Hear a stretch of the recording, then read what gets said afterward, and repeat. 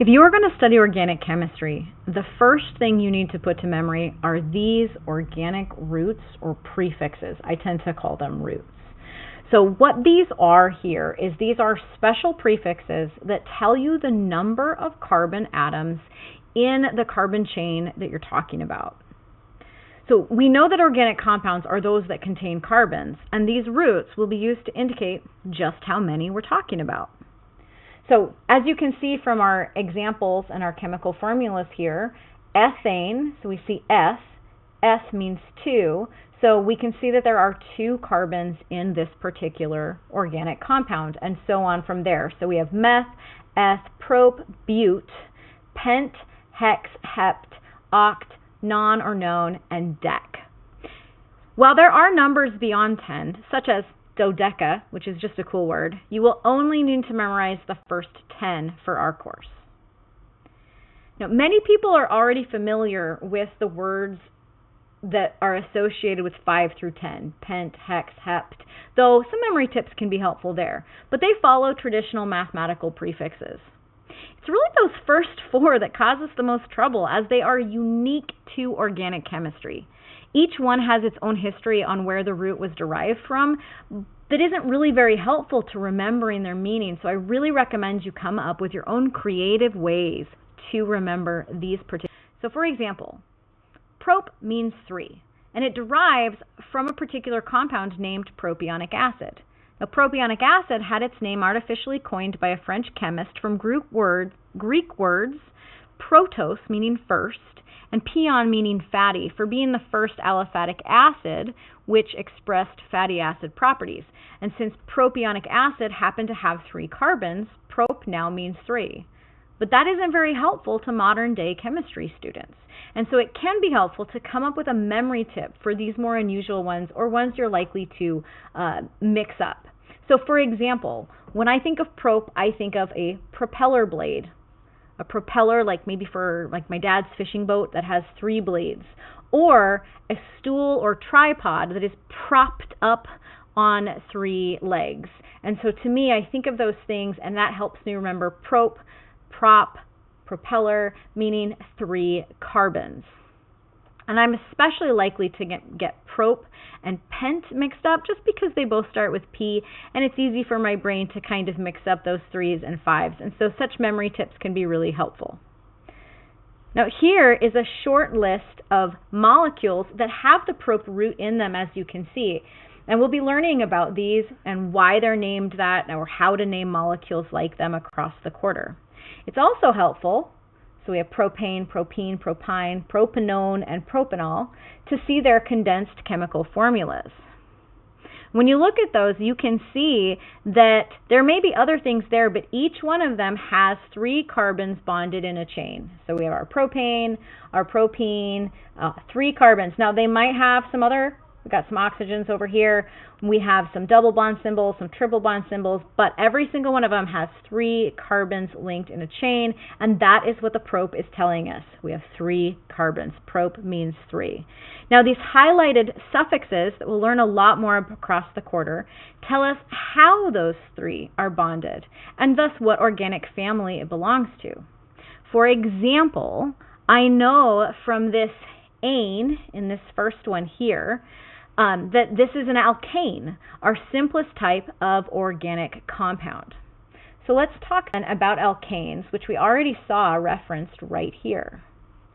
Alkanes, again, our simplest organic compound, are our saturated hydrocarbons. So hydrocarbons tells us that that's all they have. They only are made of hydrogen and carbon, hydrocarbons. And saturated means to have as many single bonds as possible. So to as many single bonds as is possible. So if you think about carbon's Lewis structure, whoops, too far. Think about carbon's Lewis structure. It has 4 valence electrons. So the most single bonds that it could have, and have that full octet that carbon is the most stable at when it has its 8 valence electrons, that would be 4. So when we look at those structures, the following structures, we see carbon bonded to hydrogen, nothing else in any of those, so they are hydrocarbons, and every single carbon is saturated. It has as many single bonds as possible. It's bonded to as many hydrogens as it possibly can be. So these are our three simplest alkanes, and their name tells us that they are hydrocarbons that are saturated and tells us how many carbons are in that chain. So 1 for meth, 2 for eth, and 3 for prop. But what about the following two? When I look at these two structures, I can tell right away that they are alkanes. I can see that they are composed of only hydrogen and carbon, and I can see that they are fully saturated. Every carbon has 4 single bonds. That's the max. It's saturated, has the most single bonds it could possibly have. However, when I go to think about naming them, I see, okay, saturated and 5 carbons. So I go over to here, that would be pentane. So this is pentane. However, this molecule is also composed of a total of 5 carbons. But these two are not the same molecule. They have different connectivity. They have a different structural formula, different pattern of connectivity. So I know these are isomers of each other. They're not the same thing, and thus I can't call them both pentane because that makes it seem like they're the same thing. So what do I do different? And this brings us to a really important distinction of an alkane versus an alkyl group. So as we've already established, an alkane is a saturated hydrocarbon, such as the one shown here. 4 single bonds, only hydrogen and carbon. This is methane, 1 for meth. An alkyl group, though, is essentially an alkane if you take away one of those hydrogen atoms, so minus one of its hydrogen atoms. So I'm going to cover up that hydrogen atom. So instead of CH4, I have CH3. This would be the chemical formula of the alkane. Take away a hydrogen atom, and I have the alkyl group. So naming them would be a little bit different. So I would name them by taking that carbon number root, and rather than adding ane to imply it had as many single bonds as possible, I would add a YL or il. So CH4 versus CH3 is methane versus methyl or methyl. Now you might be wondering, but that doesn't make any sense. Why wouldn't carbon have four hydrogens? Why wouldn't it have 4 things? This doesn't seem like it would be stable. It doesn't seem like it would have a full octet. And you're totally right. And that's because a methyl group is not a single molecule all by itself. Like methane is. It can float around the room as a stable, neutral molecule. When we're talking about alkyl groups, we're really talking about a fragment of a molecule. We're talking about a portion of a larger molecule, but we're just talking about this small bit right now, and this small bit has the chemical formula that matches an alkane minus 1 hydrogen. So we're talking about an alkyl group as a substituent off of something else. It has substituted a hydrogen on something else. So leading back to those examples, we have our pentane, which is the 5 carbons in a line, so pent for 5. What we really have here is we have 4 carbons in a line, and then off the second carbon, we have what is almost a methane, but not quite, right? And so that brings us to that distinction of an alkane. This is an alkane, and this is also an alkane. This is just a branched alkane versus a linear or unbranched alkane. So in terms of naming them, pentane does fit and is appropriate for this particular molecule, but not for this. A better name would be methyl butane. Methyl saying on one of these carbons there is a methyl group, an alkyl group. In total, I still have 5 carbons, but I'm going to name this one as the main name and then this one as the substituent. So that's our alkyl group. Now, an even better name would be 2-methylbutane, but we'll learn more about locants and why they're so important as we move on in the course. So going back then to our carbon roots and our carbon prefixes, so we have the prefix that tells us the total number of carbons, and then we have our first suffix that we're learning about, our first organic family, ane, But we also could instead be naming that as a branch off of something else, as an alkyl group. It's going to be very similar. We're going to have that meth, but we're going to have a YL. We're going to have an ol at the end, methyl, ethyl, propyl, butyl, pentyl, etc.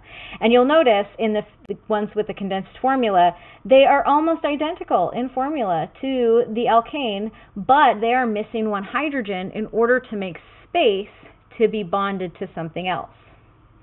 Now, last thing, other important number prefixes. Now, you might be familiar with these prefixes: di, meaning 2, tri, 3, tetra, 4, penta, 5, and so forth. And we actually do also use these in organic chemistry.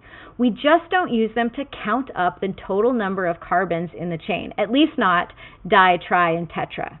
Again, we're going to use eth, prop, and bute in their place. Where we're going to use the di, tri, and tetra is when we're counting not the number of carbons, but how many functional groups are in that particular molecule. How many substituents do we need to include in the name? And a functional group is a special group of atoms or arrangement of atoms that make that particular organic compound unique and distinguish the different organic families. And sometimes there's more than one of them in one molecule, and that's where our di-tri comes in. So for example, we have a couple different names that might have these prefixes in there listed here: dichloropropane or trimethylheptane. So looking at the other parts here, we have prop meaning 3 and ane meaning it's saturated. And then we have this thing that tells me 2, but not 2 carbons. It's 2 referring to this chloro. So that's our halogen chlorine. So we would have 2 chlorine atoms substituted for some of our hydrogens in the propane. And trimethylheptane, let's take a look at those two there. So there's our chlorine instead, so dichloro.